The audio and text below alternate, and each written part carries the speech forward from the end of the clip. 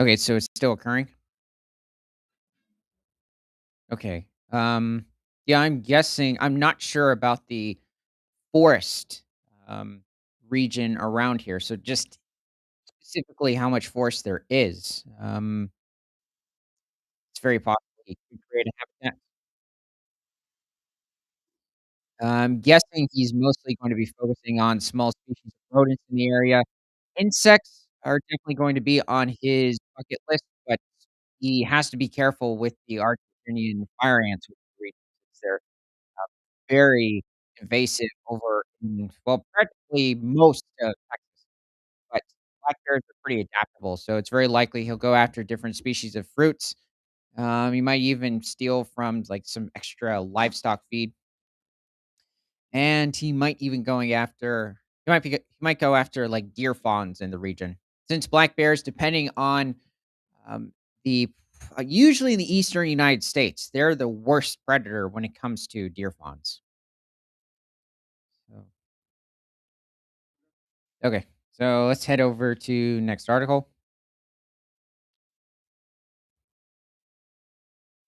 Okay, so from thecooldown.com, experts thrilled by recovery of beloved US creatures. It was really successful. It's pretty remarkable.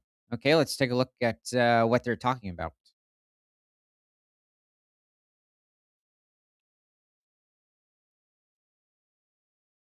Um, okay, so far it's just a wheat field or a cornfield.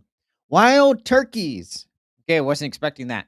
Are thriving across Illinois in what one wildlife expert has dubbed one of the greatest wildlife management success stories in modern times.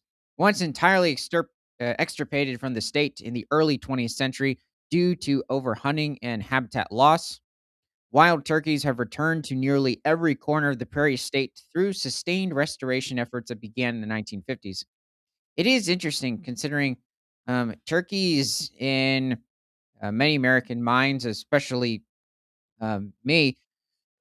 I would tend to see them as quite common, like throughout most of the lower 48 of the United States.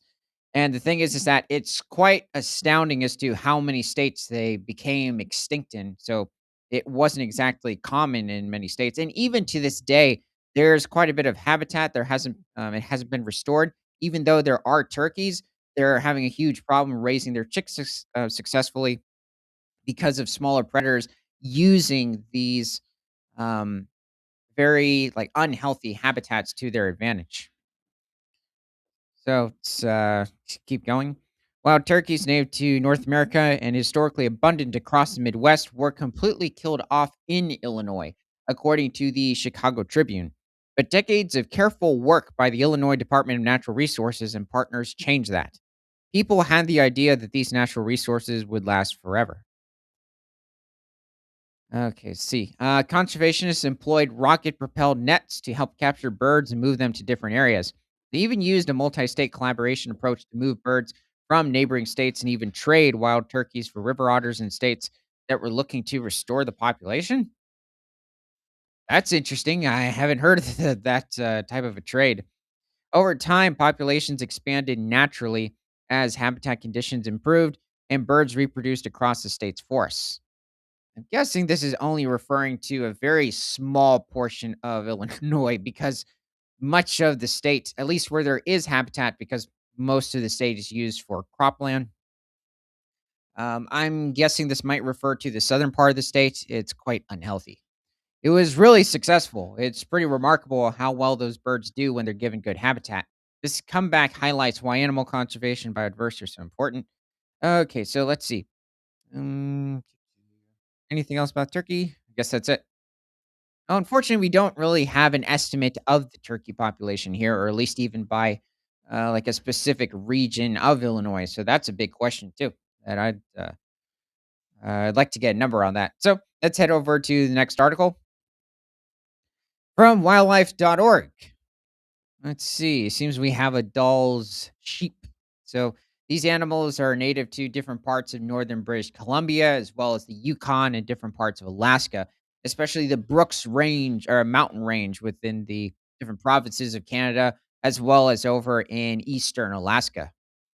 So JWM, vegetation and snow events impact all sheep survival. I guess that's not too much of a surprise. I mean, snow events, well, snowfall tends to have a big impact on most species of herbivores within the northern hemisphere.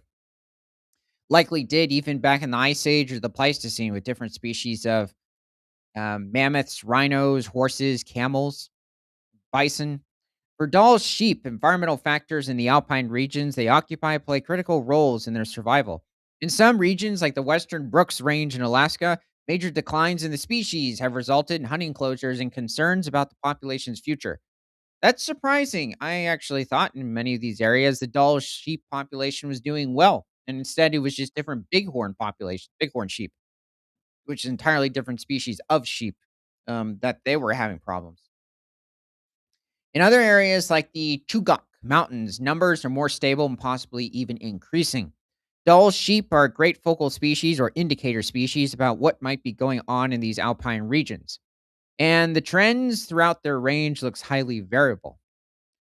To try to account for these differences, Fra and her colleagues set out to find what factors were affecting Dull sheep, Ovis dolly, survival, particularly taking into account how climate change might impact them. Dall sheep live in mountainous regions in Alaska and northwest Canada, remote areas where it's difficult for biologists to work and few weather stations are in place to collect data. Well, especially in different parts of the Yukon, British Columbia.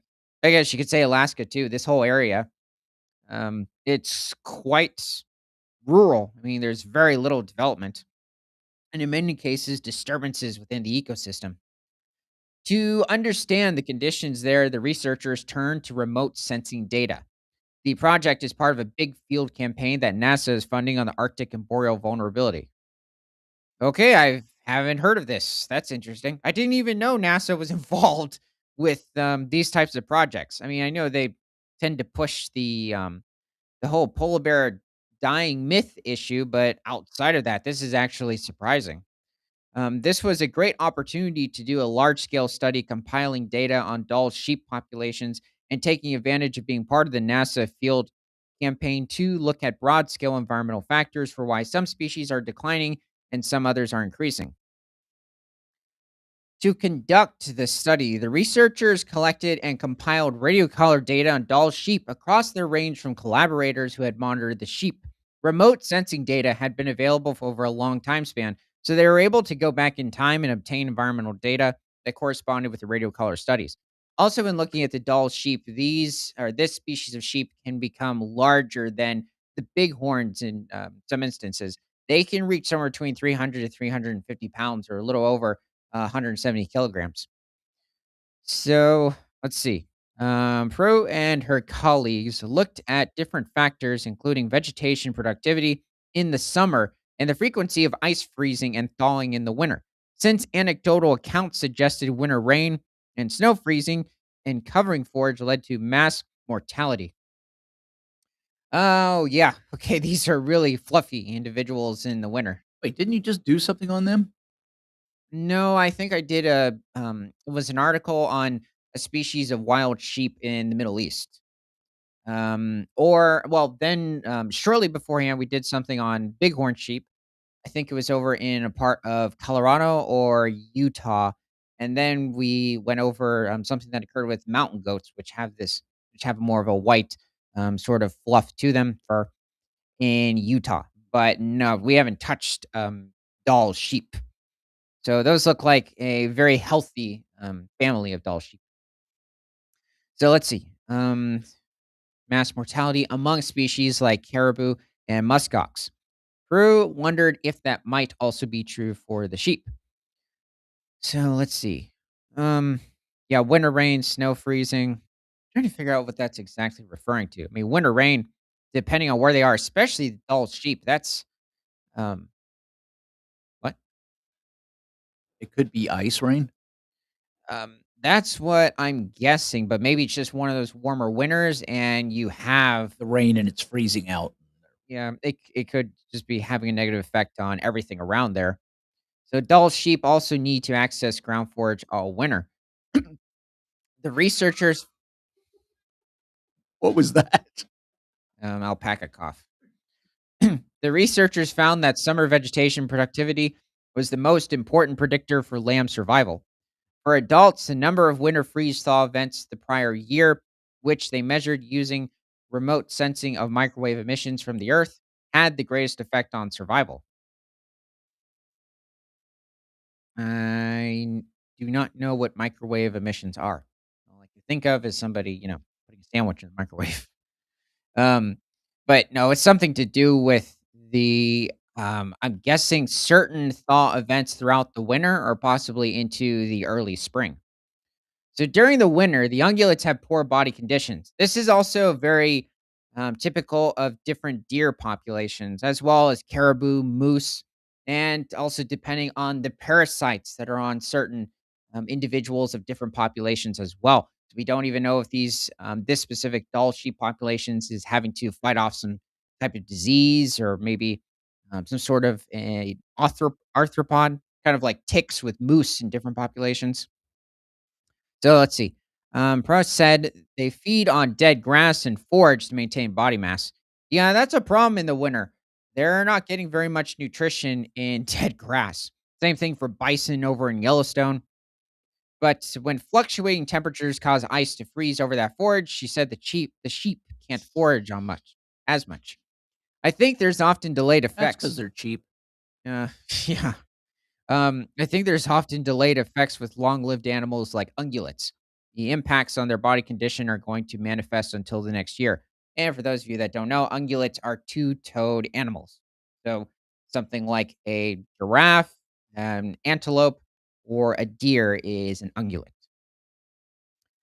Bison as well counts.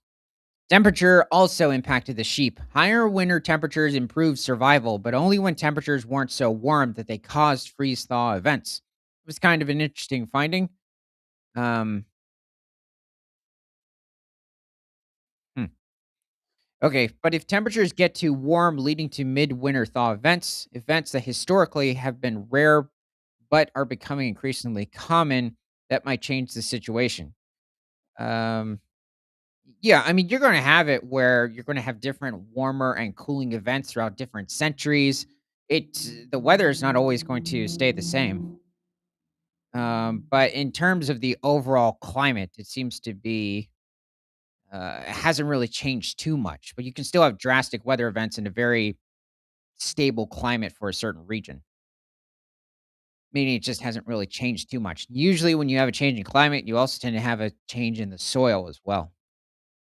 But if temperatures get too warm, leading to no, I already said that. Okay. Pross said the next phase of the project is looking at how high temperatures need to rise to cause these problems.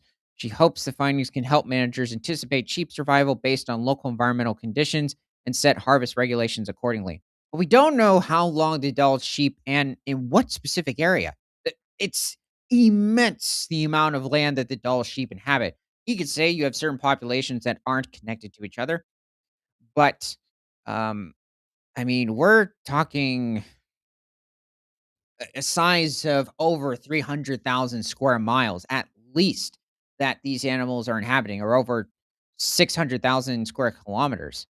So, that I'm massively confused, and I will have to take a deeper look into what's going on with the Dall sheep, since I love these white fluffy sheep. So, let's go to the next article. Um, Bye, guys. Okay, from nationalparkstraveler.org. Yellowstone Grizzly Range contracts. Northern Continental Divide bears gain ground. Yep, they keep moving every single year. I mean, they're just moving across to more of their historical range. So let's see what's going on here. Well, here looks like a Yellowstone buddy somewhere in the sagebrush. So he might be looking for rodents, other species of plants hiding further down. Let's see. Just in the midst of the bush and the grasses. Anyway, the greater Yellowstone ecosystem's grizzly population continues to stagnate geographically, a relatively new trend that wildlife managers say is related to bears saturating suitable habitat where the species is tolerated. I like how it says that tolerated. That finding is described in a new and first ever range wide report summarizing where grizzly bears are found in lower 48. Overall, grizzlies, which are classified as threatened under the Endangered Species Act, continued their decades long recovery and reoccupied 4% more habitat over the past 2 years. Whoa. Well, hmm, I don't know why. That almost seems a bit low, but I guess if you're looking at bears that have made established territories in different areas, this probably makes sense. Um, they are even though you're having them move quite a distance from, let's say, the greater Yellowstone ecosystem or the further up the northern continental divide in northwestern Montana, northern Idaho. There's only so far they're going to be establishing a territory, but you still have individuals that just keep moving.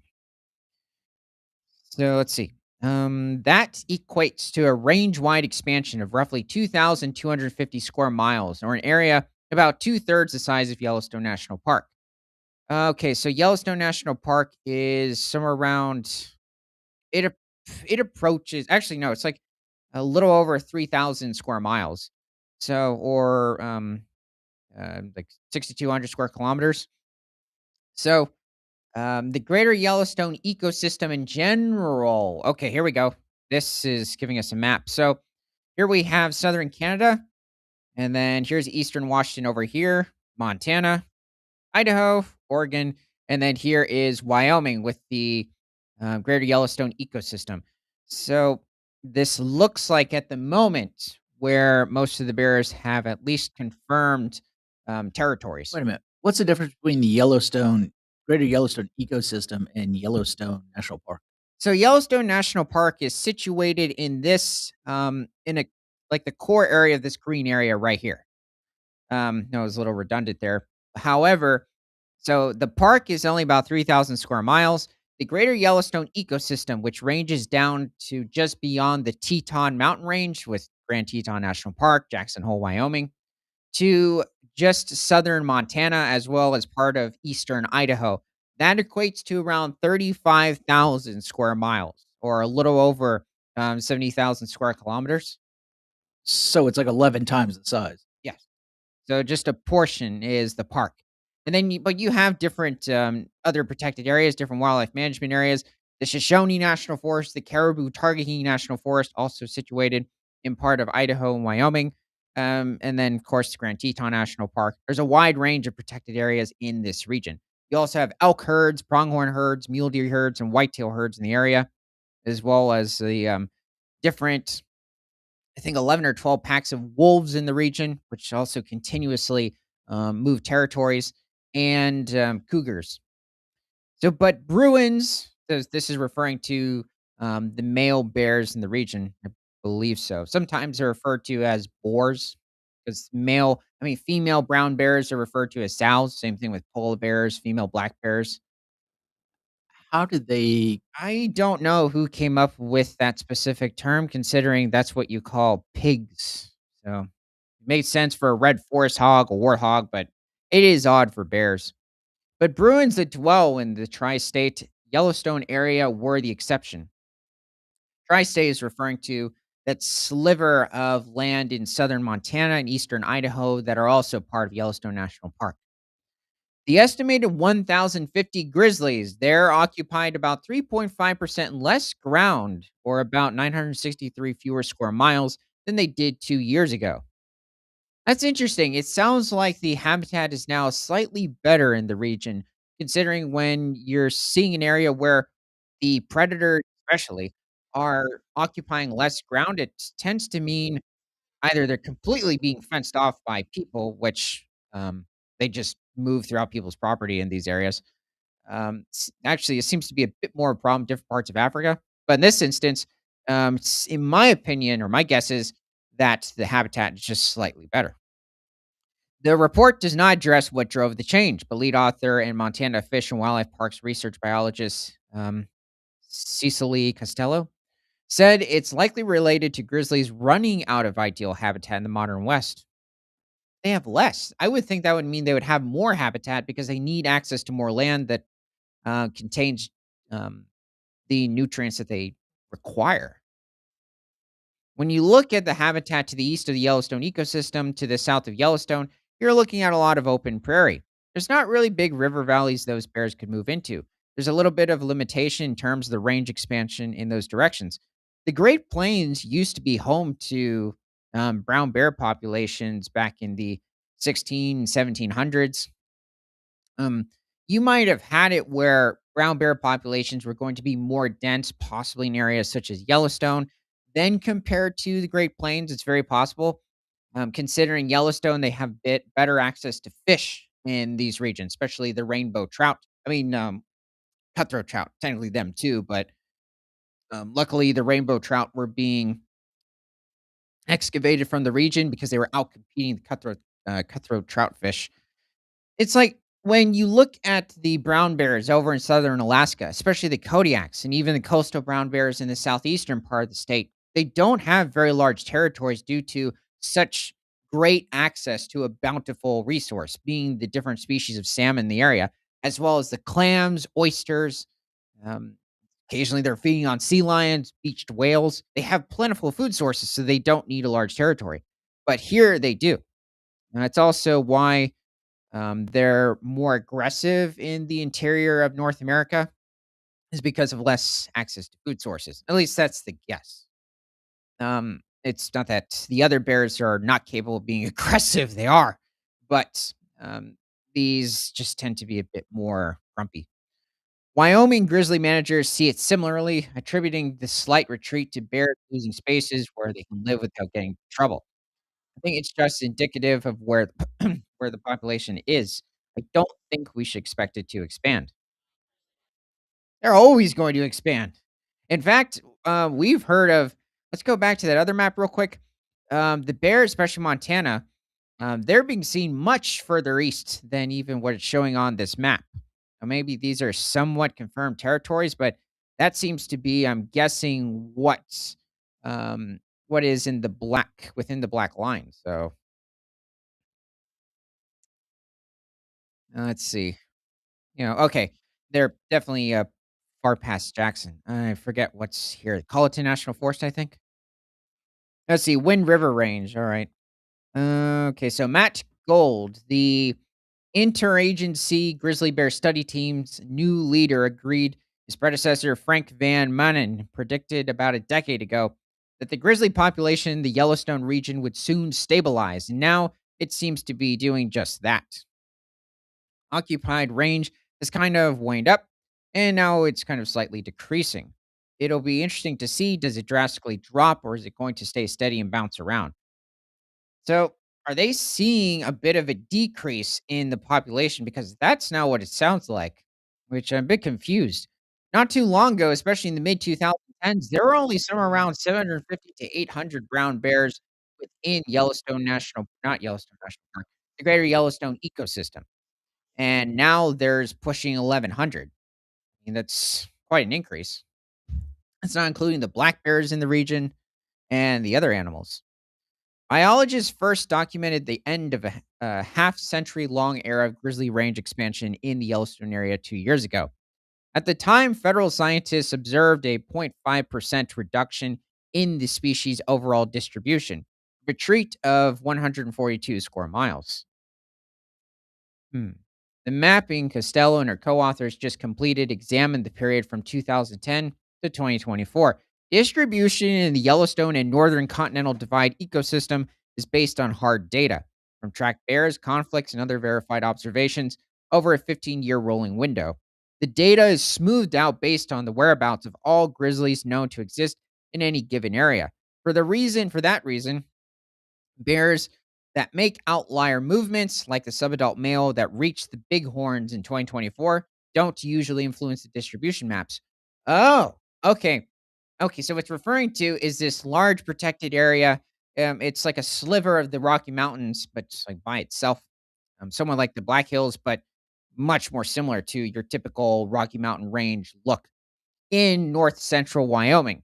And there are black bears in the region, but brown bears haven't been there for years. So this is quite astounding that a male grizzly finally reached the region. Problem is there aren't any mates. So he's going to have to go back to the Greater Yellowstone ecosystem to find one. So let's see.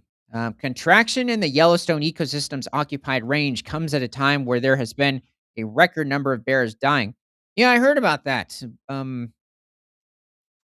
Certain times though when they're dying, it seems to be that they got into some in quote trouble by raiding trash cans, and then the government comes in and shoots them. So, uh, I don't know what to say about that. Though grizzly biologists say they don't necessarily see the two trends as being related. Um, that's funny. Mortality hit a high in 2024 with 72 known grizzlies that died that calendar year. Whoa, okay, I didn't remember it being that high. It's quite interesting. The death toll this year is almost the same at 71. What? Oh, that was in 2024, and then 2025, another amount. Now you have to think how many would have died of old age or maybe got disease, like some sort of sickness. Did they not get enough to eat? That's a big question, which is about 35% greater than the 10-year average of 54 mortalities. Are these cubs that they're referring to? Did they eat Because, somebody they were allergic to? oh, yeah. Um, yeah, that's true. But yeah, cubs, if this is just adults, I mean, that is quite something. But also, are these of breeding age adults or are they beyond their years? Um, yeah, are they, well, that can happen as well, getting killed off by each other. It's also, you can have where females are getting to fight with other females, usually because they came too close to one another's cubs. Did they piss off a moose?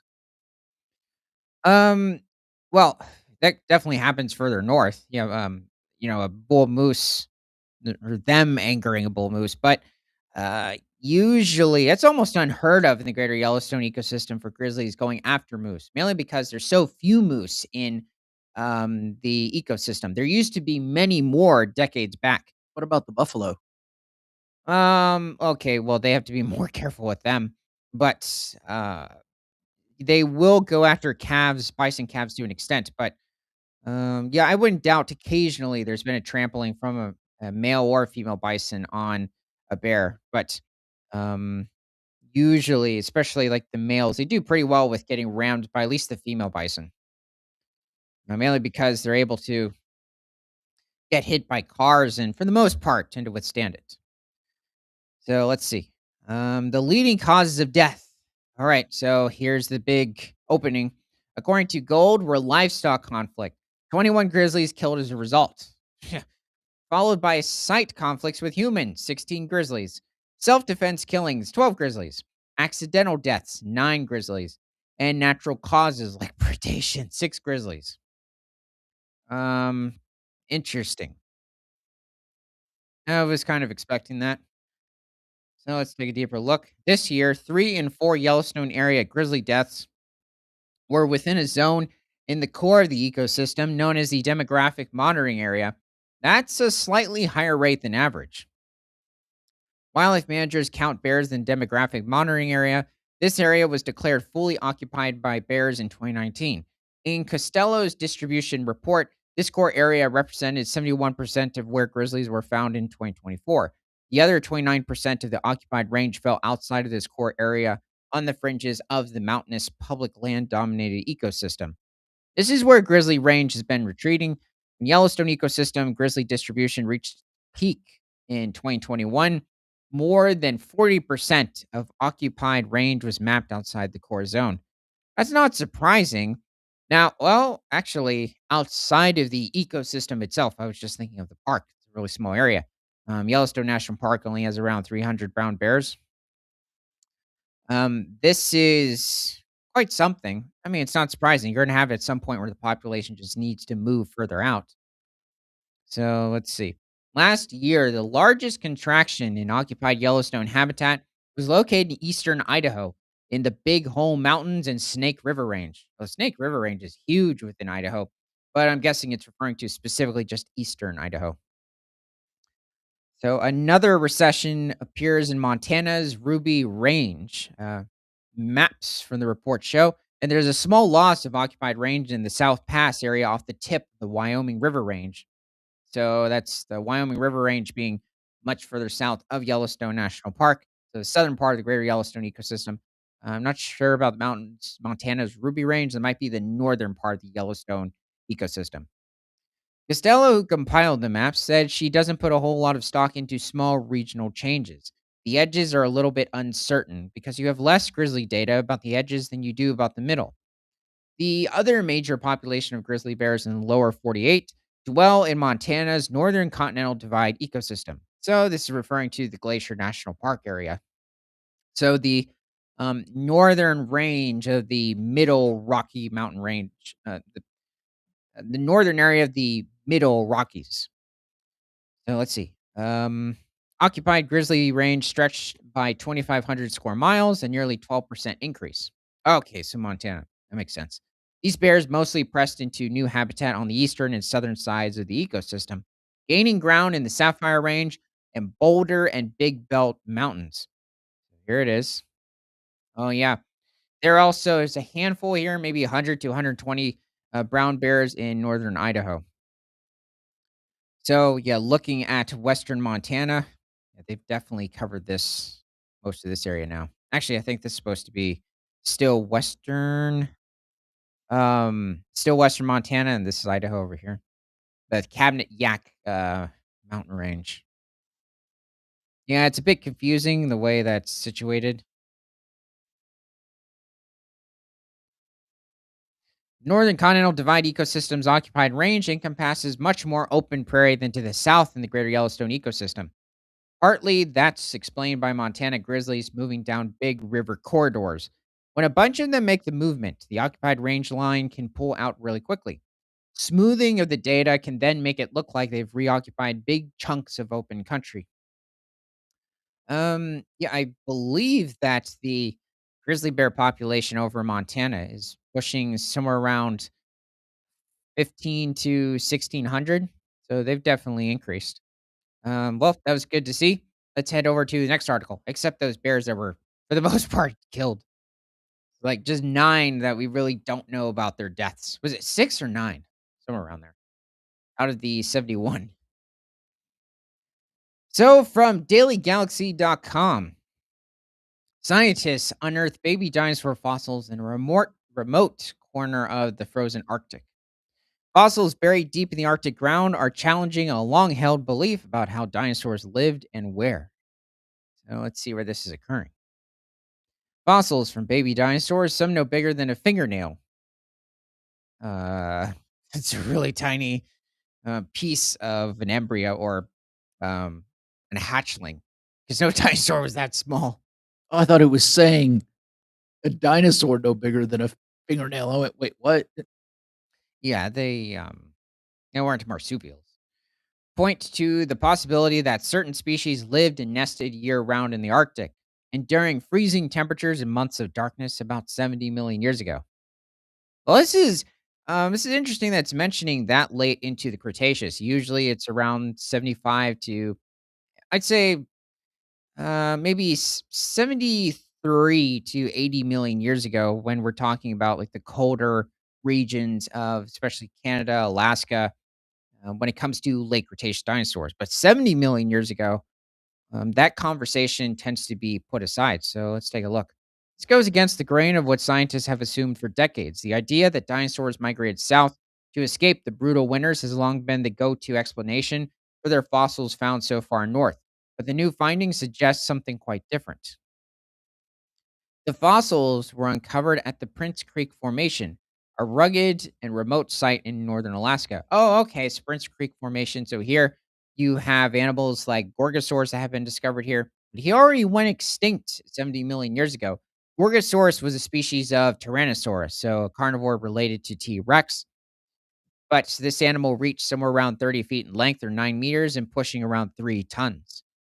And you had different species of hadrosaurs, such as Montosaurus in the region, possibly Parasaurolophus, but Parasaurolophus is known from mostly Alberta, Canada, which is much further south.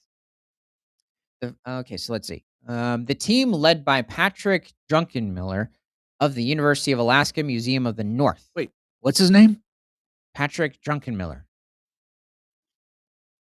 Let's see. Found tiny bones and teeth, just 1 to 2 millimeters long. Oh, is that what it meant by the size of a fingernail? Okay. Um, these These ones belong to at least 7 different dinosaur species. Among them were familiar heavyweights like Hadrosauridae and Tyrannosauridae. Well, these aren't species, these are families of dinosaurs. Alongside groups such as Ornithopoda. Oh, yeah, that's a huge group of herbivorous dinosaurs. And Deinonychosauridae.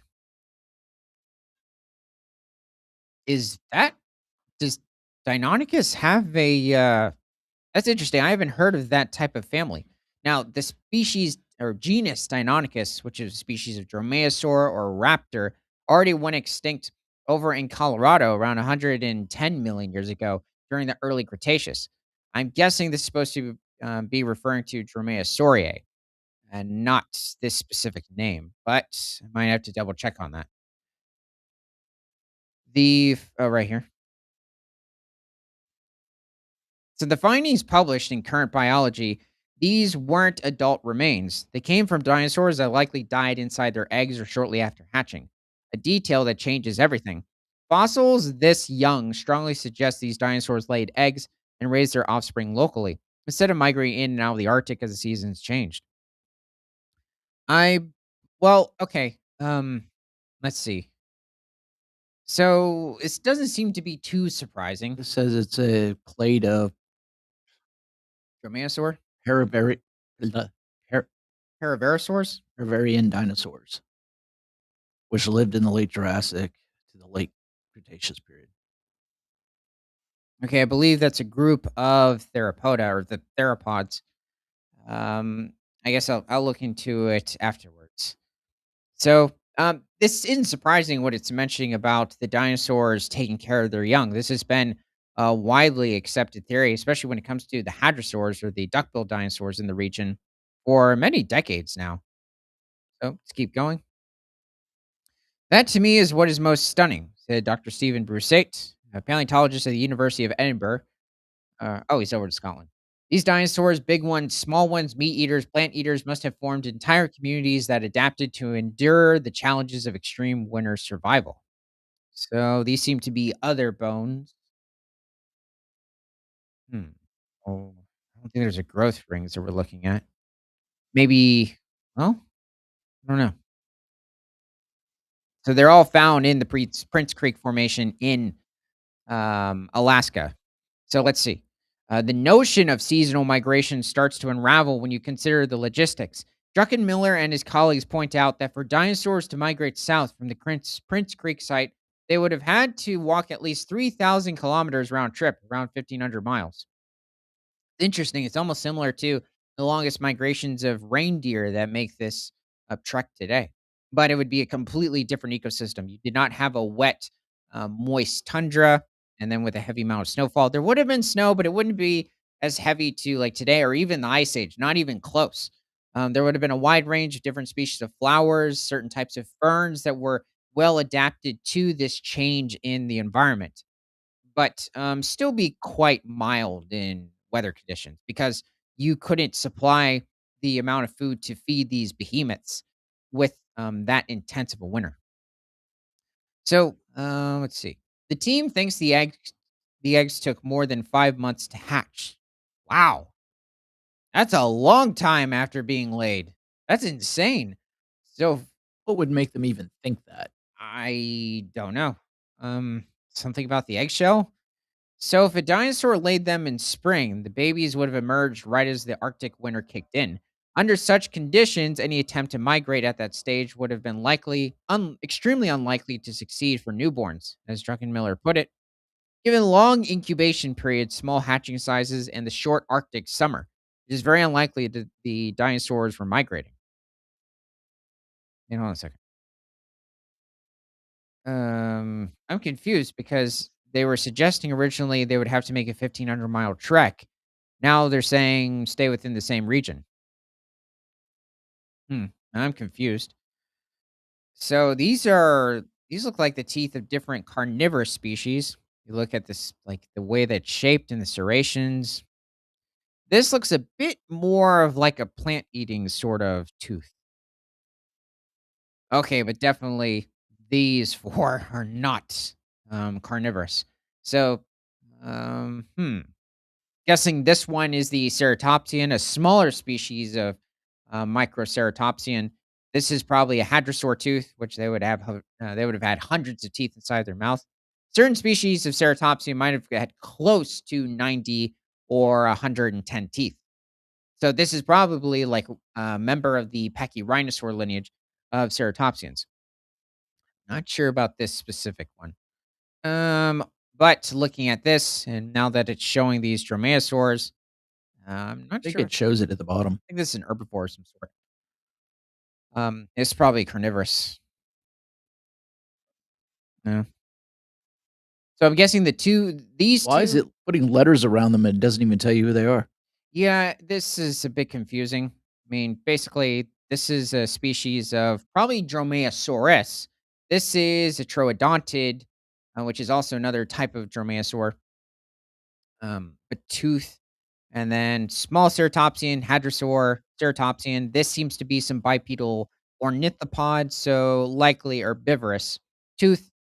This one, I'm not sure. I would guess an herbivore of some sort. No, they're just sticking it there. I don't know why. Maybe it's supposed to be a young tyrannosaur chick, like as in a young. They're putting a dinosaur with each tooth. Um, there's another species. Maybe this is a tyrannosaur tooth. That's an oddly shaped one because usually they look more similar to this, but much thicker. I'm trying to think. There's another species of tyrannosaur that exists here and around 70 million years ago, but it was much smaller compared to Gorgosaurus. Nanooksaurus, that's who it is. It was about 20 feet in length. They're pushing 6 meters and probably weighed somewhere around 1,800 pounds or pushing 750 kilograms. It's easy to picture these dinosaurs trudging through deep snow, but the Cretaceous Arctic wasn't as harsh as it is today.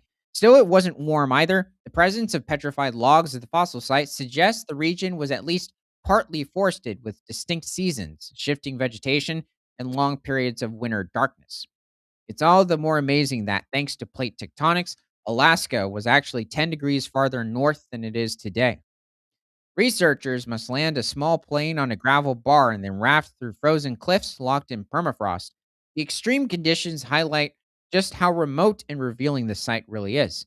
Altogether, the findings paint a picture of dinosaurs that were far more adaptable than once believed, possibly even warm blooded, capable of surviving environments few modern animals could endure. Okay, I think that's it. Um, okay, so they've discovered those handful of bones further up, as well as the teeth. That's good to see. But I'm really questioning about the incubation period of the eggs. That was insane. 5 months out in the open. I would But it understand. never said how they came up with that, did it? No, it didn't. So Maybe he's drunk. it makes you wonder. I mean, up in Alaska. Um. Anyway, let's. No, no, he's from Scotland. That makes sense. Never mind. Oh, Scott's there too. Okay. Let's head over to the next article. Wait a second. Let's see. So from the conversation.com,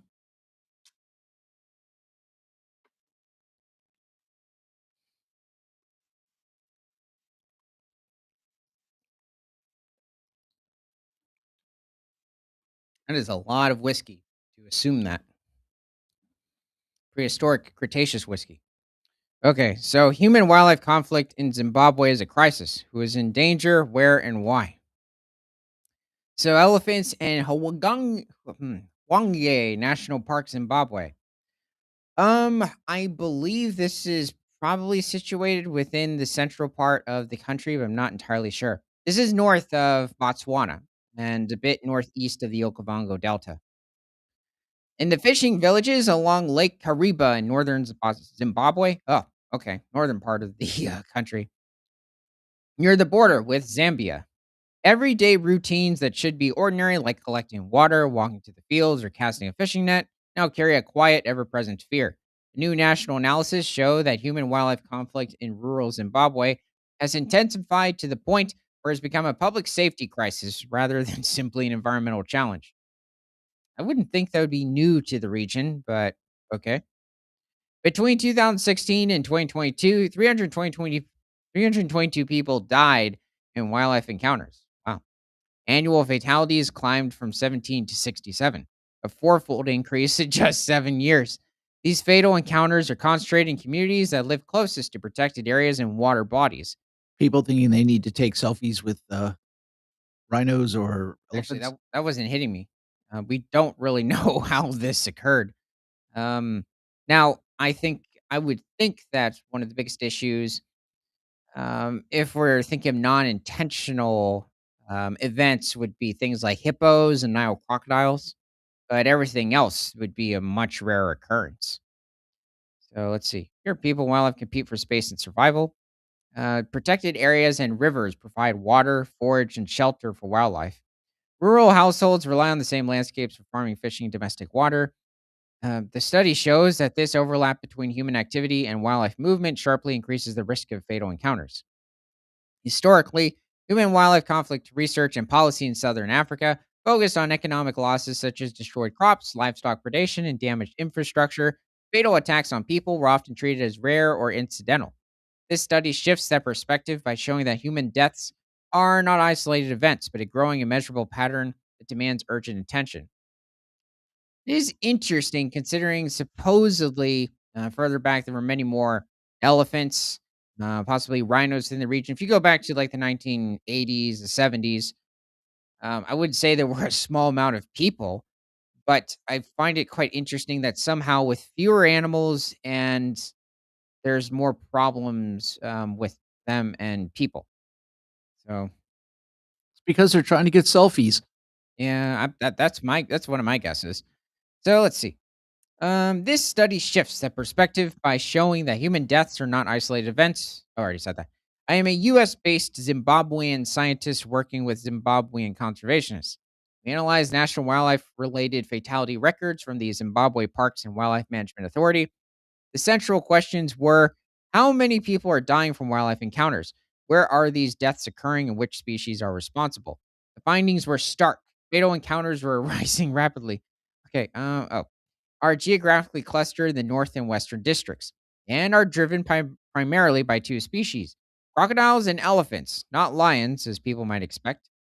That doesn't surprise me. I mean, it does occur, but um, it's definitely much rarer for that to happen. In fact, it tends to occur sometimes more often in the protected areas themselves.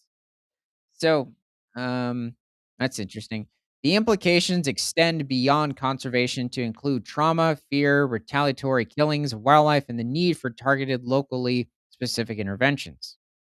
I was kind of surprised though. It's mentioned crocodiles, but didn't say hippos, said elephants, which makes me wonder if this specific area of Zimbabwe does not have a high population of hippos, even though Zimbabwe has one of the highest hippo populations on the continent, unless I'm confusing it with Zambia, but both have decent hippo populations, at least 20,000 per country. The study reveals that more than 80% of recorded deaths involved only two species, elephants and crocodiles. Crocodiles alone were responsible for slightly more than half of all fatalities. Many of these incidents happened during activities people cannot avoid: fishing, crossing rivers, bathing, or washing clothes in rivers and lakes.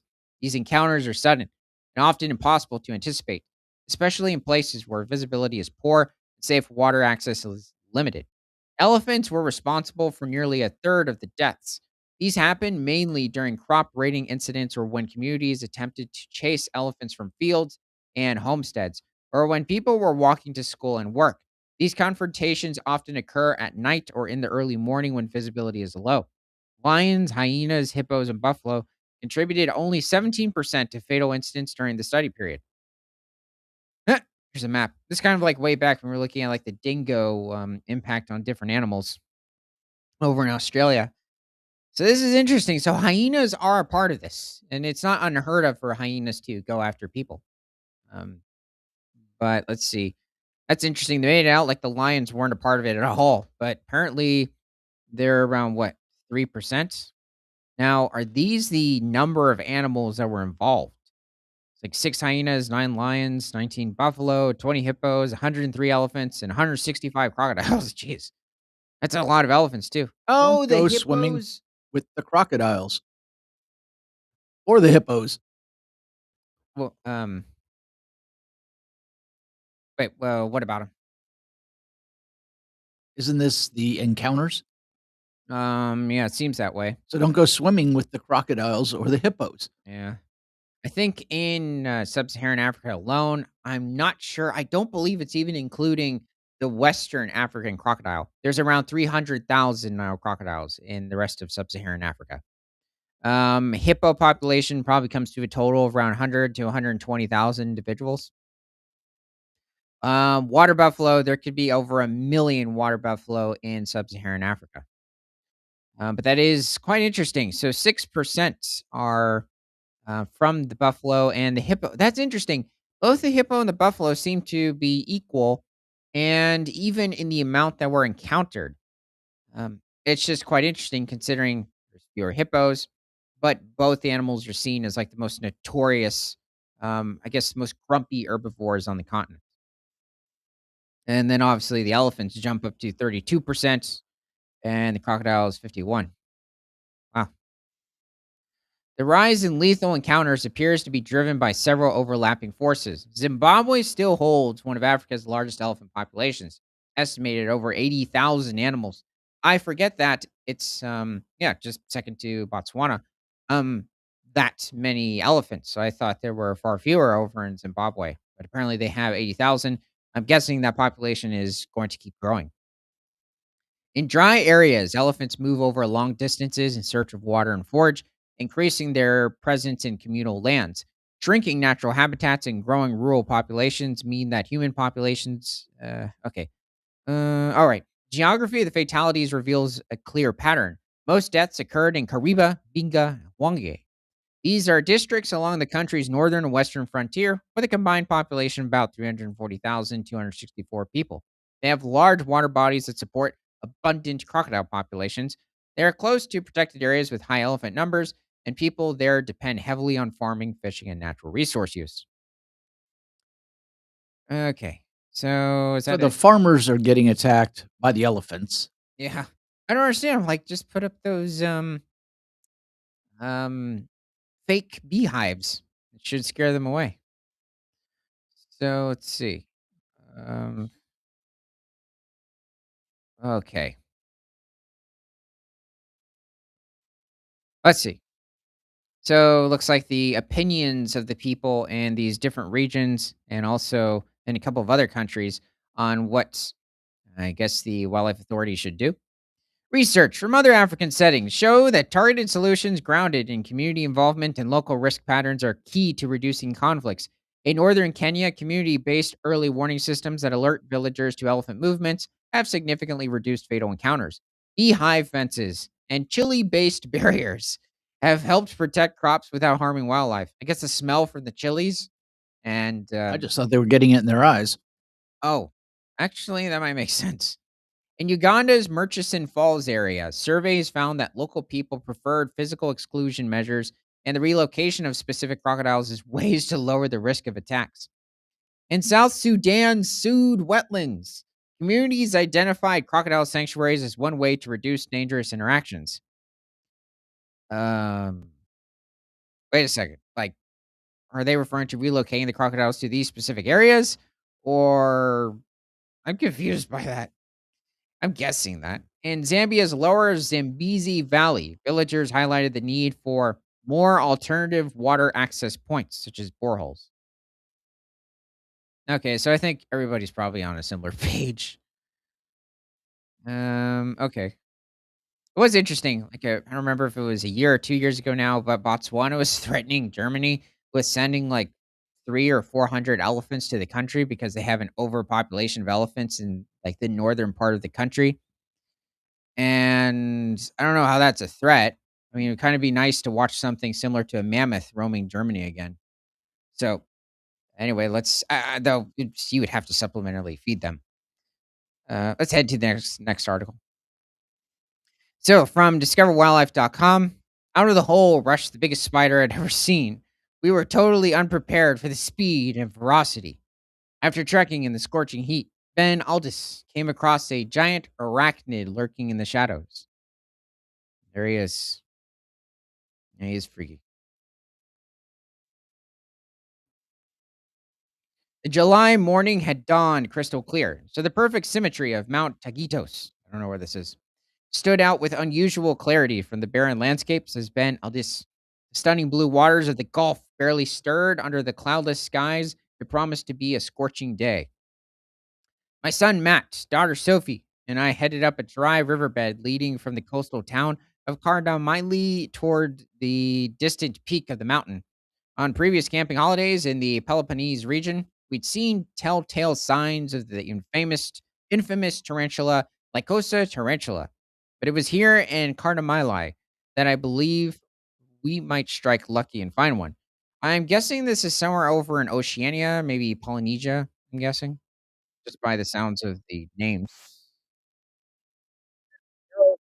Defile marking the river's exit from the mountains into the coastal plain. Already the sun was making its impression, and the hot, bleached pebbles shifted and met percussively beneath our feet. As noon approached and the temperature reached a scorching 40 degrees Celsius, I think that's pushing 100 degrees Fahrenheit, and we neared our destination, an open, grassy hillside close to a small, derelict monastery. Nearby was an area of patchy or aromatic vegetation called Faragna, and to our excitement, between some of the clumps of fragrant lavender, we found burrows, tarantula burrows. It's a pretty dramatic entrance to the spider. Discarded exoskeleton surrounded the largest, their dimensions scarily indicative of the power of the adversary lurking within. Delicate strands of silk radiated almost invisibly from the burrow's mouth, tripwires set out and ready. I gently stroked one strand with a stick, but we were totally unprepared for the speed and ferocity of the response. Out of the hole rushed the biggest wild spider I had ever seen. What's more, instead of retreating as most spiders do, it unhesitatingly leaped at the stick. Leapt at the stick. Quick as a flash, Sophie clapped a jar over it. Let's see. With its sleek fawn and chocolate livery and distinctive Land Rover eyes, how could anybody describe anything about a spider relating to chocolate? Anyway, there could be no mistaking the relationship to its relatively tiny British cousin, the familiar wolf spider. Needless to say, we let it go later that day, but not until we'd shown it to the burly owner of our campsite. That is impossible, he said in his thick Greek accent. We don't get them that big in Greece. Um, wait, hold on a second. I swear none of the names sounded Greek. Oh, okay, so all right. Whew, okay, that was dramatic. Yeah. It just cut it off? Yeah, it seems that way.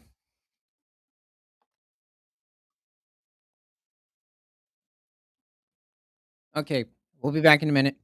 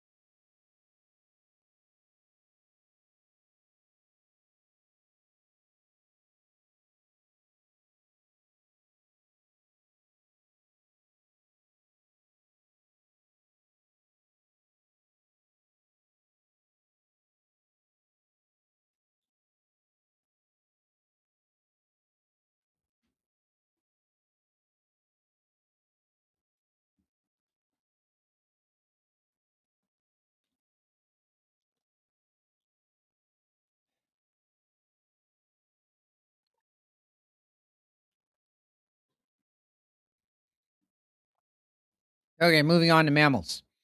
TheConversation.com. Why hedgehogs used to be hated. Um, okay. These things really just eat worms and different species of insects, but I can see why. That is a hideous portrait of a hedgehog. Some illustration by an unknown artist from around 1250 AD showing a hedgehog stealing fruit.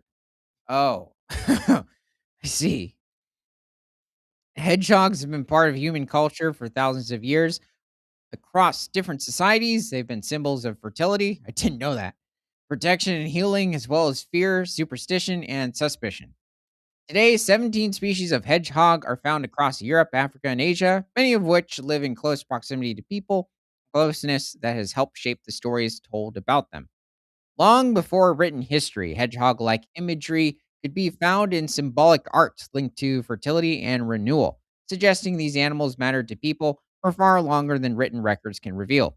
In ancient Egypt, hold on a second. Let's take a look because um, what on earth?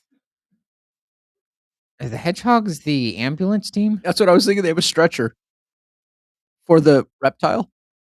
Yeah, is this something from like the 1800s? Alice in Wonderland. What on earth, the snakes? I mean, the snails? That is freaky. Okay. I didn't read it. I just thought it sounded interesting. It's estimated that over the 140 years from 1660 to 1800, around half a million hedgehogs were destroyed in this way. I'm guessing, I don't know, they were just slaughtered. So let's see. A figure comparable to a substantial proportion of the UK's current population. Yeah, but we don't even know how they were slaughtered. Uh, I, This is not something you want to do. yeah, not really. Um, Okay. Let's move on to the next one. It's long too. Okay. So let's see. From Newsweek.com. New terror bird discovery reveals terrifying size of prehistoric predator. Alrighty, let's see who we have here. So definitely a large, I'm guessing femur bone of the animal. So referring to the thigh bone. Since they had very short arms compared to their body size, it practically didn't matter the species. The end of a terror bird's left tibiotarsus. Oh, a lower leg bone in birds equivalent to that of human tibia or a shin bone. Okay, wrong bone. Is fossil found in Colombia. Colombia's Tatico Desert dates back to around 12 million years ago. Okay, so this is back in the mid Miocene epoch. The terror birds did exist for quite some time. So let's see. A 12 million-year-old fossil of a prehistoric terror bird discovered in South America might represent the largest known member of its kind found to date, a study has reported. A lower leg bone of the gigantic bird was found by a museum curator in Colombia's fossil rich Taticao Desert around 20 years ago, but it was not recognized as a terror bird until 2023. Hmm. I wonder what they thought it belonged to. This year, researchers created a three-dimensional virtual model of the specimen using a portable scanner, enabling them to analyze the fossil further for a study. It was definitely during the later Miocene and Pliocene epoch, so up to around 3 million years ago. And you would have had quite tall and heavily robust species of terror birds. So these individuals could reach like 10 to 11 feet in height, or pushing over 3 meters, and in some cases, weighing over 500 to 600 pounds, in some instances, pushing somewhere between 250 to 300 kilograms. So, this individual, I'm really wondering how large it is. I mean, considering you had animals like Titanus, Kalenkin, they were quite large terror birds. They lived throughout different parts of North America as well as South America. This year, researchers created a three-dimensional virtual model of the specimen using a portable scanner, enabling them to analyze the fossil further for a study. We are talking about a species that was larger than 2.5 meters or 8.2 feet. I'm guessing that's in height. It's definitely not a small terror bird, and weighed more than 150 kilograms or 330 pounds. Let's see. Now, this is interesting. I wouldn't call that lightweight. but probably a somewhat more slender species of terror bird, not the largest. Forest rockids. Now, granted, this is also one group of the terror birds. Commonly known as terror birds, belong to an extinct family of medium to extremely large sized meat eating birds that were apex predators during a large portion of the Cenozoic around 66 million years ago until today. Well, they wouldn't evolve until a bit later into the Paleocene epoch, so maybe around 56 million years ago, not 66 million years ago. That is right after the dinosaurs went extinct. These birds, which have been found primarily in southern South America, had slender bodies and unique locomotor adaptations for running, with the largest species being flightless. I'd say the larger species were not really capable of flying. Actually, there were quite a number of them. Their immense beak and the mechanical adaptations of their skull suggest that they were efficient predators. Terror birds lived on the ground and had limbs adapted for running and mostly ate other animals.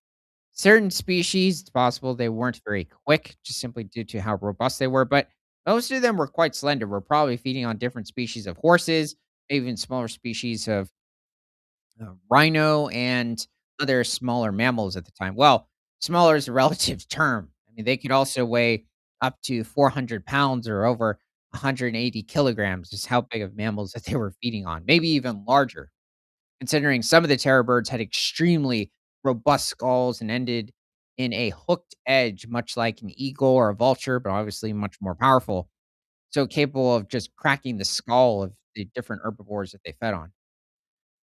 Let's see. Might have also targeted like the spinal cord or the vertebra of their victims as well.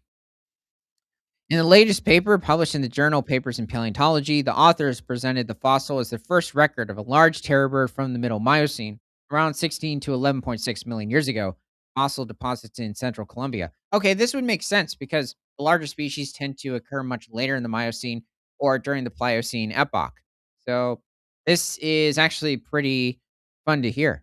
While the specimen consists only of a fragmentary portion of a lower leg bone, known as the left tibiotarsus, its size led the researchers to suggest that it may correspond to one of the largest terror birds known to have ever existed, possibly weighing around 340 pounds. Although this is a very rough estimate given the fragmentary nature of the remains, the fossil is also thought to be the northernmost evidence of such birds found in South America to date. So 340 pounds or somewhere around um probably what 170 kilograms. So the researchers estimate that the animal was approximately 5 to 20% larger than other known terror birds, which are thought to have ranged in size from 3 to 9 feet tall based on previously discovered fossils. That seems a bit short. I'm pretty sure it's one specific genus, just not hitting me at the moment. I think it's a bit of a longer name, but could reach 10 to 11 feet or 3 meters. And also pushing over at least 400 pounds. Like this 330-pound range seems a bit lightweight or over 200 kilograms. The specimens could well represent new species within the forest rocket group. The limited material has prevented the researchers from unequivocally assigning the fossil to a new species or genus. Although it is quite possible that it's a new species, we do not have certainty. I wonder if it isn't a new species, what specific genus it is, especially from this point in the Miocene epoch. Intriguingly, the fossil also shows evidence of teeth marks that are judged to have probably belonged to an extinct caiman or crocodilian species per a source that is thought to have grown up to 30 feet in length or 9 meters. They decrease his size again. This is happening with like all of the large crocodilomorph species. They were immense. They were pushing 40, 50, 60 feet in length or somewhere between 12 to 18 meters. And now they're down to the 30-foot or 9-meter realm. It's so sad.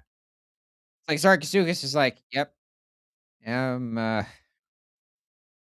I'm mentioning Sarcosuchus because he used to be estimated to be somewhere between 40 to 45 feet in length. I think certain estimates were up to like 50 feet, but at least 40 or 12 meters.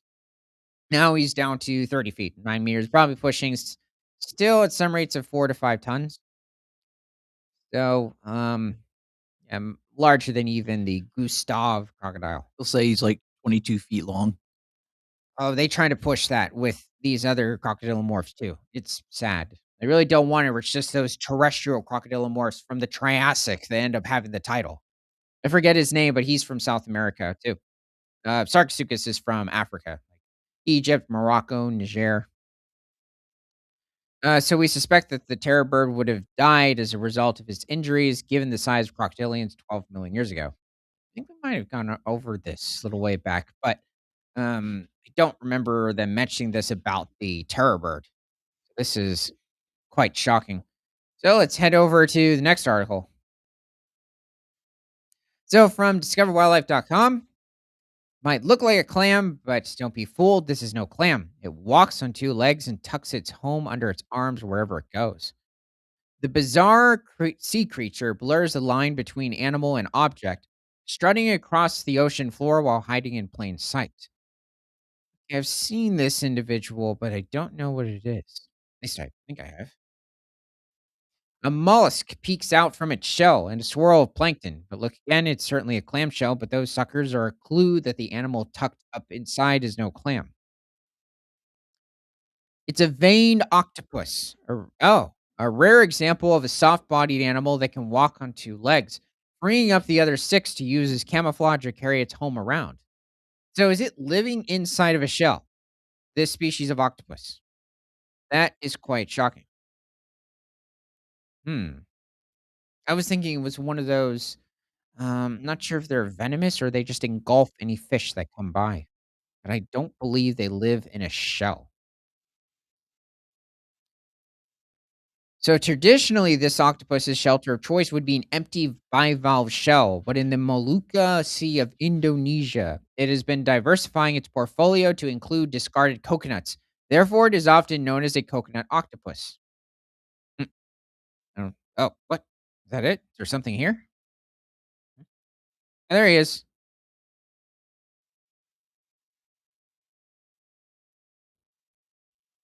So he's moving his home around. That's interesting. Oh, there's another one. Probably wants to take it. I don't wonder if they compete for these homes. I bet they do. That is so strange. I didn't know that octopuses liked shells. It's a pretty neat defense mechanism. Animals are quite intelligent. Well, the idea that it took off so fast too. Um, yeah, I mean, I bet also who's filming is also kind of spooking him. No, that little one? Oh, well, that too. He's also like a third of the size, if that. Yeah, it didn't wanna get munched. I'm not sure if octopus are cannibals. Probably. Head over to the next article from theconversation.com. Raccoons break into liquor stores, scale skyscrapers, and pick locks. Studying their clever brains can clarify human intelligence too. Well, as far as I know, they haven't invented any garbage cans.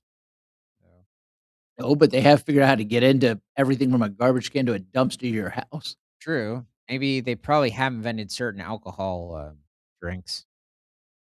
When a curious raccoon broke into an Ashland, Virginia liquor store in December 2025, sampled the stock, and passed out on the bathroom floor, this story went viral within minutes. The local animal shelter's Facebook post was picked up by national and international outlets and quickly inspired raccoon themed cocktails, trash panda merchandise, and even a cameo on Saturday Night Live.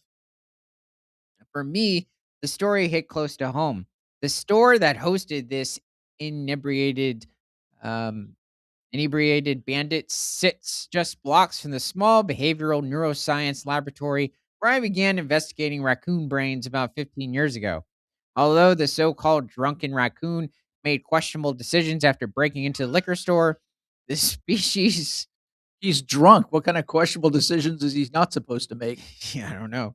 The species Procyon lotor is known for its impressive intelligence, curiosity, and problem solving skills. Despite being one of the most intriguing mammals living alongside humans, raccoons have avoided the scientific spotlight. Why aren't more neuroscientists and psychologists studying raccoons? What have researchers missed about the mammalian brain by focusing on rodents instead? Oh, gosh. Yeah, there he is. Wow. Okay, that's how? Is my question. Was he just pulling them over? 'Cause that seems to be, the issue. So he's just He's out. Oh my god. How? Is he Is he gonna turning get like charged for that? cider? Um, yeah, I do wonder. I would think so. Or at least he, like, charges in for all the alcohol, but They're not gonna pay him for his royalties for the T-shirts they're gonna make. no, and, that also doesn't even look like an adult. That looks like a cub. Okay, well, in the US, it is estimated the laboratories use more than 100 million rodents, including mice and rats each year. Yeah, I don't think we wanna get into that. Skip this. Let's um, What? okay, I was just trying to find the raccoon stuff because that's, uh, it's kind of horrifying. So, let's see. Let's see. Even President Calvin Coolidge, who famously received a raccoon intended for the dinner table from a supporter in Mississippi, ended up keeping it as a beloved White House pet. Calvin Coolidge. Um, okay, I guess I gotta work on my presence. And the role confusion continues today with glimpses of human like behaviors in raccoons as they enter our living spaces. One report described raccoons interacting with playground equipment. Sorry. I see.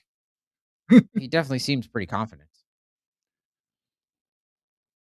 One report described raccoons interacting with playground equipment at a child care center on Canada's west coast in ways similar to human children, and even breaking into classrooms as if they were auditing the morning lesson. Inspired by Montessori education principles, I visited a raccoon rehabilitation center in Saskatoon, Canada, called Bandit Ranch Rehab a few years ago. After introducing young raccoons to slinkies, puzzles, and blocks, I sat in awe as they interacted with these objects with the forced enthusiasm of preschoolers on a mission. This interspecies confusion seems to be mutual. Recent evidence suggests that urban raccoons are becoming increasingly tolerant of humans, especially when it suits them. They are quick to leave when curiosity or opportunity calls. The drunken Ashland raccoon captured global attention because it fit the narrative people have projected onto the species: mischievous, opportunistic, clever, and more than a little human like. But their sophisticated brains and mental capacities, aligning more with primates and other mammals, are even more intriguing. Early behavioral research suggested that raccoons can learn a task, walk away, and later return to solve it accurately, as if having mentally rehearsed the solution. In contrast, other species, including dogs and rats, needed to maintain continuous focus. Scientists have speculated that raccoons have mental imagery capabilities similar to humans. So, raccoons had some notes for the author's student, too. Okay. Let's see. When a rogue raccoon scaled a 25-story skyscraper in Minneapolis several years ago, I couldn't help but wonder what that animal was anticipating at the top. Do raccoons form internal representations of future outcomes? And if Maybe he was so, just trying to be the first raccoon to make it. that's true. And if so, how much agency and foresight do they bring to their decisions? To answer these questions, I've collaborated with wildlife biologists, veterinarians, and neuroscientists around the country to study what may be one of the most underestimated and understudied brains in the animal kingdom. Okay, let's see what we have here. Working with neuroscientist Susanna Herculano Huzel, my laboratory at the University of Richmond has found that raccoons pack an astonishing number of neurons, an amount comparable to primates, into their brains. Scaled up to size, a raccoon brain would contain roughly the same number of neurons as a human brain. We also found that raccoons possess specialized fast conducting brain cells known as von Economo neurons, which are also found in humans, other great apes, and few additional large brain mammals. In apes, these neurons appear in both the insula, part of the brain important for processing internal body states, and the anterior cingulate, which plays a key role in emotional regulation. In raccoons, these neurons are present only in the insula and not in the anterior cingulate. Interesting. So we are actually getting quite a bit from the studies as to how the different, um, I don't think the term is molecules, um, but how these different parts of the brain are working with each other and how it differs from even different primates like us. This neural arrangement may help explain the species' striking combination of clever problem solving and rapid decision making during exploration, frequently leading to risky behaviors that can have unfortunate consequences. These findings raise the possibility that raccoon neuroscience could offer useful insights into the neural foundations of impulse control and distracted attention. I've never found a raccoon to have impulse control. Yeah, um, that's a funny one. In collaboration with ecologist Sarah Benson Abrams' research team, we also found that raccoons with more sophisticated cognitive abilities had more neurocells in the hippocampus, reinforcing the idea that their learning and memory capacities map onto similar brain systems as those in people. Taxi drivers in London who frequently use their knowledge of the 25,000 streets in London also have a larger hippocampal area. Interesting. I guess that's not too surprising. In addition to their impressive brains, raccoons' dexterous hands play a key role in their cognitively creative escapades. Escapades. Indeed, researchers have found that raccoon forepaws are mapped onto their cerebral cortex, the outlayer of the brain, in a similar manner as human hands. Both take up a lot of real estate in the brain. As journalist Carl Zeimer wrote, the hand is where the mind meets the world. We were talking about raccoons, so I'm thinking of a raccoon when he's saying that. Um, it's just kind of freaky. Let's see. As I argue in my upcoming book, Wild Brains, understanding raccoon intelligence requires observing them in the environments they choose, not conforming them to the small, simple spaces that suit rats and mice. Well, I think why some might is because in certain parts of New York, probably other cities like Philadelphia, raccoons have been seen in the sewers. So, despite being quite distantly related to rodents, they're more closely related to like coyotes and bears. So called living laboratories that monitor wildlife without restricting their behavior may be scientists' best chance at unlocking the secrets of this species' remarkable mind. In my graduate training, I was taught to avoid anthropomorph Anthropomorph hmm, anthropomorphizing animal research subjects. We resist the temptation to project human thoughts and emotions onto non human minds. Because human brains likely contribute to uniquely human cognitive and emotional experiences. But primatologist Franz de Waal later introduced the useful counterpoint of anthropodenial, the mistaken assumption that animals cannot share emotional or cognitive capacities with humans simply because they're not human. I think this was already seen much further back. It just hadn't been thoroughly studied yet. The drunken Ashland raccoon captured global attention not just because the story was funny, but because it felt familiar. People recognized something of themselves in this curious, impulsive, problem-solving animal navigating a very human environment. The willingness to lean away from anthropogenial denial. Oh, wait a minute. People picture themselves breaking into a liquor store and just drinking everything on the shelves? I mean, I guess if they're from like Nashville or maybe Kansas City, I'm just guessing. I thought Denver, you were gonna say Ireland. oh, yeah, but Ashland, well, it occurred in what, Virginia? So, okay, so I guess people over in Pittsburgh, Philadelphia, they could relate to it. Um, maybe Boston, definitely Boston. Um, s- let's throw in Charlotte too. S So, let's head over to the next article. English.news.cn. Kenya starts taxidermy preservation of iconic elephant. What? Sorry, I just went, "Wait, what?" Okay, well, these 3 seem to be getting along. At least these 2. I'm not sure about him. Unless that's taxidermy. Yeah, I don't know. I mean, okay. Elephants are pictured at the Amboseli National Park in Kenya. I'm guessing they just got rained recently. Are they alive? Yeah, I'm not sure. Okay, so let's see. The Kenya Wildlife Service, a state owned wildlife management body, said on Tuesday that the preservation process for the iconic elephant known as Craig, which died early this month at the age of 54, has begun. Yeah, so I heard about Craig. He was one of the big tuskers over in Kenya. Um, but the, his funeral. Well, I'm not sure if he exactly had a funeral, but his death has just been going on everywhere, and I don't know. I think it's just a bit odd. Like, okay, he perished. I mean, let's just keep going. The Kenya Wildlife Service, a state owned wildlife management body, said on Tuesday that the preservation process for the iconic elephant known as Craig, which died earlier this month at the age of 54, has begun. Renowned for his majestic tusks, each weighing about 45 kilograms or 100 pounds, Craig inhabited Kenya's Amboseli National Park and was one of the few remaining super tuskers in Africa.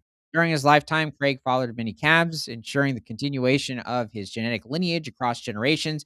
He became a global ambassador for Amboseli National Park, embodying the success of sustained protection, monitoring, community partnership.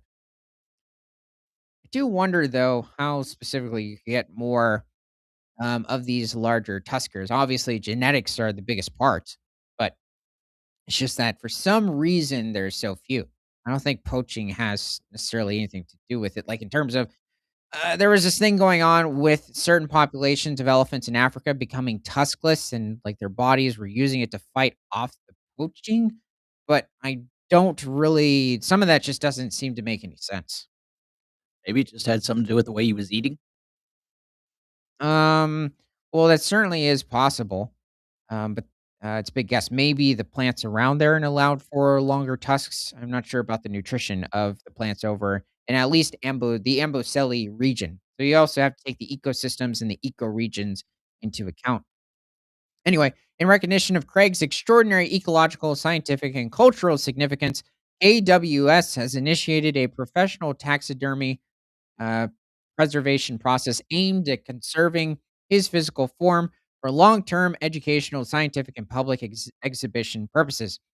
The agency added that the taxidermy process will involve meticulous preservation of Craig's skin and physical features to create a lifelike mount, enabling future generations to experience the iconic bull elephant and understand the importance of safeguarding Kenya's wildlife heritage. He's dead.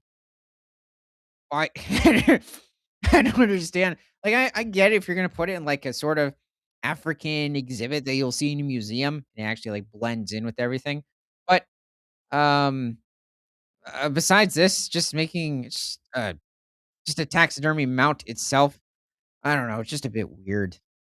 Upon completion, Craig's taxidermy mount will be housed at a designated facility for public viewing, education, and conservation awareness. Well, that's what they're doing then. Yeah, I know, but it's just I would rather just, see something like him. This is a very positive elephant, Amboselli, despite it being the dry season. This photo, taken on September 21st, 2025, shows an elephant with Mount Kilimanjaro in the background at Amboseli National Park in Kajiado County, Kenya. So Mount Kilimanjaro that's literally the Kenya Tanzania border that you see just beyond this tree line over here. You see a little snow bit on top. Rustigus Kunga, Director General of the KWS, said that Craig's life exemplified the success of collective conservation efforts spanning decades, which have boosted elephant populations in Kenya.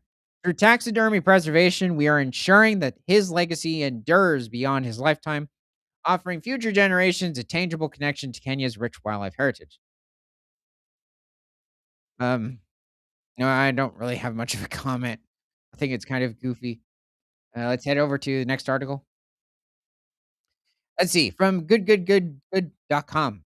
Biologists successfully saved these endangered frogs from a deadly disease by building them tiny frog saunas. Okay. Seriously? Yeah, yeah, don't doubt it. Let's see what's going on here. Is that a real picture? Part of me says it's fake. Hmm. In 2024, scientists finally pinpointed the deadly virus that has been infecting fungal genomes and killing countless frogs and toads for decades. So, Oh, no. Oh, there we go. But that discovery was just the tip of the iceberg when it comes to curing chytridiomycosis, a disease that led to the extinction of 90 amphibian species entirely and infected 500 more. Yeah. That is intense. Wow. Ooh. Like many herpetologists, referring to people that studies amphibians, Australian biologist Dr. Anthony Waddell was eager to join the fight, protecting frogs and toads from the deadly chytrid fungus.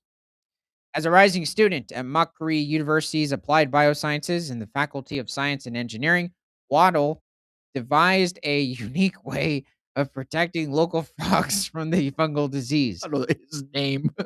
So he's either part swan or duck. That's what I was thinking. It was like duck or something. Yeah, goose. There's a lot of birds. Pelican.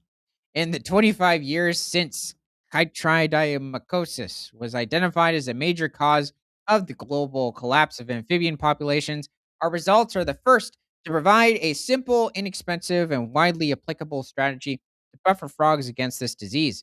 So he built them masonry bricks with frog sized holes and prescribed them a spa treatment. The whole thing is like a mini med spa for frogs. And these simple little hot spots, frogs can go and heat up their bodies to a temperature that destroys the infections. Huh, that was the problem all along. They just simply weren't warm enough. So let's see. Um, as with many human diseases such as influenza, chytridiomycosis is seasonal. Winter is a particularly vulnerable time for frogs, given there are few opportunities to heat themselves up. In addition to brick and mortar saunas, which naturally draw heat from the sun, Watto also constructed small greenhouses out of PVC. By making hotspots available to frogs in winter, we empower them to cure their infections or not even get sick at all. Watto's central focus of conservation is the green and golden bell frog. An endangered species has lost more than 90% of its native range since the disease was introduced to the region in 1978. Hmm. Introduced. Hmm. Maybe it's supposed to be reintroduced, but I'm not sure if he's native to the region. I'm not very, familiar with this species of amphibian. They used to be very common across Eastern Australia. Okay, so I'm guessing it's a native. That would be reintroduced. They lived in letterboxes and backyards and really adapted to human settlements before Chytridiomycosis came and hammered the population. Fortunately, his frog saunas helped the endangered species turn a corner. Not only were they hot enough to elevate frogs' body temperatures and help them clear infections, but frogs that recovered in the saunas became resistant to chytridiomycosis and remained resistant even as Wow. temperatures dropped for the winter. That was quick. That's amazing, though. Yeah, that's a quick immune system adaptation. Our maybe that'd be mutation. Our results provide a simple, inexpensive, and widely applicable strategy to buffer frogs against chytridiomycosis in nature. Oh, he's holding the frog. That's interesting. It looks like one of those chubby tree frogs. Let's see. Habitat protection alone cannot protect species that are affected by invasive diseases, but simple manipulations to microhabitat structure could expel the difference between the extinction and the persistence of endangered amphibians. Acknowledging that frog saunas alone wouldn't cut it, Waddle has also expanded his research to include immunization and synthetic biology. In addition to leading gene replacement trials, Waddle has spent the past year raising and vaccinating hundreds of green and golden bell frogs. Waddle told The Guardian that when they are released, it will be probably the largest input of frogs in that population in a decade. There he is. Is he exercising? Yeah, looks proud too. Last summer, Waddle was rewarded for his conservation efforts with the 2025 Future for Nature Award. Um, Okay. With the prize money, Waddle opened 2 frog hospitals. Oh, geez. In Greater Sydney, so That must have been a lot of money. yeah. So that vulnerable frogs awaiting vaccination could stay there ahead of winter chytrid outbreaks. Interesting. He's also delivering vaccinations across the entire coast of Australia, and working long hours in the lab to unravel the genetic mechanisms that can be key to providing permanent solutions to the challenge of chytrid. Need to future proof our conservation efforts and genetic resistance will be key. Yeah, wow. So it's definitely quite an effort for the frog. Definitely because of this intense virus. So head over to the final article from Earth.com. What do we have here? Crocodile mummy discovered in Egypt with stomach contents intact. A scan of an Egyptian crocodile mummy revealed a fish still caught on a bronze hook after more than 2,000 years. The mummy sits in Birmingham Museum and Art Gallery, where researchers used a hospital style scanner to inspect it. Wait, the fish still had a hook in it? 1 second. Yeah. Fish. Wow. Hmm. Well, this is what, So it was showing somebody fishing 2,000 years ago. yeah. So it's like early pre Roman Iron Age. Interesting. A 2019 review explains why X ray imaging replaced unwrapping since older exams often damaged museum finds. Dr. Lydia McKnight led the work as a research fellow at the University of Manchester. Her research focuses on using 3D imaging to study animal mummies and other fragile objects without physical sampling. This is a unique opportunity to apply scientific analysis to a large animal mummy. The computed tomography showed the fish that had not start breaking down, suggesting the crocodile died quickly after swallowing its bait. Crocodiles also swallow gastrolids, stones swallowed to help digestion and buoyancy, and those stones told the team about timing. Some stones still sat higher in the gut, meaning they had not reached the stomach before the animal died. A 2019 study found that swallowed stones can prolong alligator submersion, supporting their role as ballast. I guess keeping the animal underwater for a longer period. There used to be a bit of a theory with different species of long-necked plesiosaur during the Jurassic, at least, but there doesn't seem to be at least enough evidence for the stones acting as like a sinking mechanism. Instead, just used to help grind the food in its stomach, similar to like certain species of dinosaurs on land. That hook points to human hands because wild deaths rarely leave a tidy metal tool lodged in place. An ancient written account offers a parallel to that method. In Book 2 of Histories, the translation describes hunters using pig meat on hooks to lure crocodiles from rivers. I don't think they still do that in certain areas. In fact, I think it was shown in like certain movies. The mummies, no, Steve Irwin even did it, I think. Uh maybe certain anyway. The mummy's stomach contents suggest the animal was hauled in soon after feeding, then prepared quickly for a ritual use. Why would a community honor a dangerous predator and still treat its body as a religious object? Many Egyptians link crocodiles to Sobek, and temples received mummified animals as a votive offering, a gift left to request divine help. Crocodiles carried mixed meanings of fear and protection. Those ideas helped drive the demand for wrapped animals. The imaging showed preserved skin, muscles, and the trachea, plus major organs that embalmers left where they were. Unlike many human burials, the team saw no removal of internal organs before wrapping in this crocodile, leaving the body whole, preserved clues that would vanish during dissection, including how food moved through the digestive tract. Non-invasive scanning matters because it provides the ability to see inside. Radiography can show metal hooks, bones, and dense packing inside a wrapped body. Museums can keep linen wrappings intact while sharing detailed 3D views that visitors and students can explore. Raw CT slices can look noisy, so the team improved contrast and separated structures for interpreting what they saw. They used segmentation, separating scanned data into labeled digital parts to isolate the hook from surrounding stones and tissues. Once the computer model separated the metal, researchers could remove it on screen without cutting the mummy open. The digital file became a plastic replica first, giving the team a safe way to check the hook shape. They then used investment casting casting metal using a disposable wax model to recreate the hook for experiments. So there is quite a bit going on with this specific, um, just the hook itself. The bronze hook lodged deep in the gut could tear tissue, and the researchers think it likely helped kill the animal. Oh, I think what they're saying is that they were using the hook to kill. Okay, they just said they're using the hook to kill the crocodile. I was thinking that they were just using the hook to like lure him to the surface and not. I think Irwin You mean the used. fish? Oh, I thought they were using like a piece of The hook flesh. was in the fish, I think.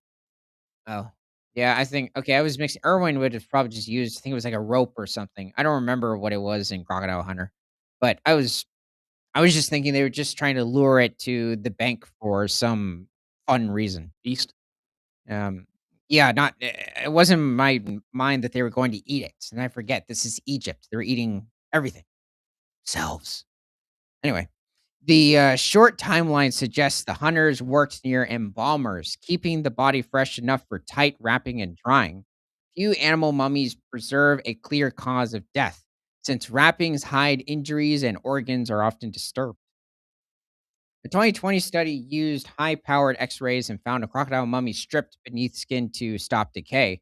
That team relied on cyclotron microtomography, ultra bright X ray scanning at a particle facility to map anatomy in 3 dimensions.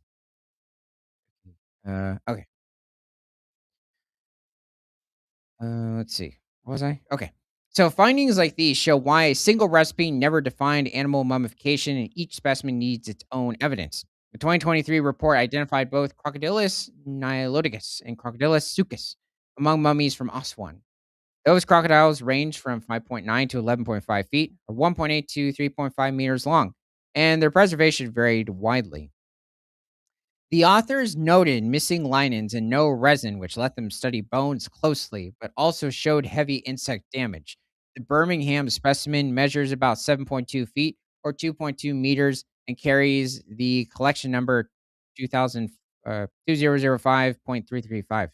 Its age is uncertain, but researchers place it between 2,000 and 3,000 years old during intense animal mummification.